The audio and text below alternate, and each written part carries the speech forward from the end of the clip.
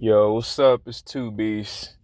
And obviously we had some events take place, occurrences, we had some things happen, some announcements or somewhat announcements, unconfirmed announcements.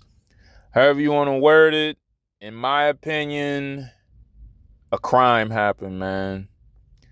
I gotta say it, man. I just feel like honestly, Silva's been robbed. It's very similar to that of how we refer to a robbery when, it goes to split decision and then all of a sudden the fighter that don't deserve to win won. But, before I get into how I feel about the decision, I just want to be clear. I mean, Weili versus Valentina is bound to be a very interesting and very entertaining fight. Um, I mean, say what you want about Valentina. It's kind of like an acquired taste, I guess, if you're casual. But I mean, if you're a hardcore fan, I feel like you got to appreciate what Valentina brings to the table. And as far as Weili, I mean, it goes without saying, very busy, very come forward, very action-packed fighter in Weili who has an exciting style. She's implemented the wrestling game a lot in her last few fights and ultimately showed that she's a complete fighter, you know what I'm saying? But as you know, there's a but.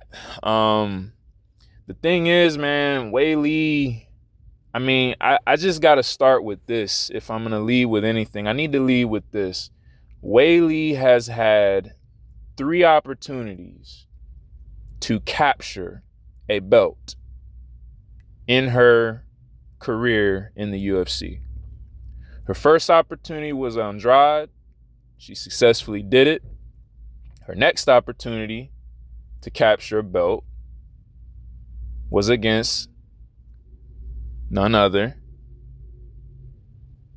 than the person who beat her when she got that belt, which was Rose. Think about that. She got her title shot against Andrade, captured that, lost it to Rose after she defended against Joanna, right? So think about this. She captures the belt, defends it one time, gets KO'd in the first round, and is given an immediate rematch and thus given a second opportunity to capture a belt within the UFC, right? To win a championship. Capture it. That's 2. So she loses to Rose a second time, and then she goes on, gets some more wins. Next comes Carla. That's her 3rd opportunity. And this is just one division. We haven't even talked about flyweight yet. This is one division. Weili has had 3 opportunities to capture a belt. But Silva has not even been given 1 opportunity to capture a belt. And she's 7-0 in her division. Weili has lost twice in her division, but has still yet been able to rack up 3 opportunities to capture a belt. Now, I know popularity is a thing. I understand that, but there has to be a balance.